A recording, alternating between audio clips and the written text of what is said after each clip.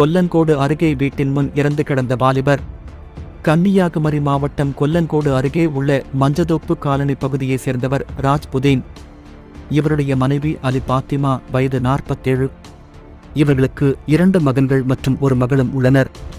கணவன் மனைவிக்கிடையே ஏற்பட்ட கருத்து வேறுபாடு காரணமாக ராஜ்புதீன் ஏற்கனவே மனைவியை பிரிந்து சென்றுவிட்டார்.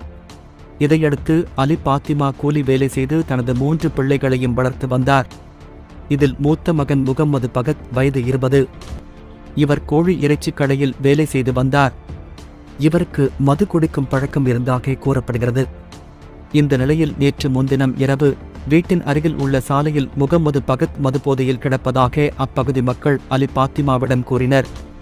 இதையடுத்து அலி பாத்திமா மகனை அழைத்து வந்து வீட்டின் வளாகத்தில் படுக்க வைத்தார்.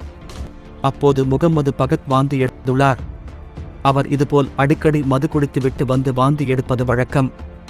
இதனால் அலி பாத்திமா இதை பெரிதாக எடுத்துக்கொள்ளாமல் வீட்டிற்குள் தூங்கச் சென்றார்.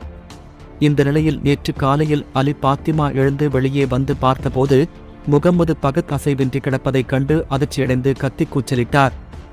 உடனே அவரது சத்தம் கேட்டு அக்கம் பக்கத்தினர் அங்கு ஓடி வந்து பார்த்தபோது முகம்மது பகத் இறந்துவிட்டது தெரியவந்தது. பின்னர் இதுபற்றி கொல்லங்கோடு போலீசில் புகார் அளிக்கப்பட்டது. அதன் பேரில் கொல்லங்கோடு போலீசார் சம்பவ இடம் வந்து முகம்மது பகத்தின் உடலை கைப்பற்றி பிரேத பரிசோதனைக்காக குழித்துறை அரசு மருத்துவமனைக்கு அனுப்பி வைத்தனர்.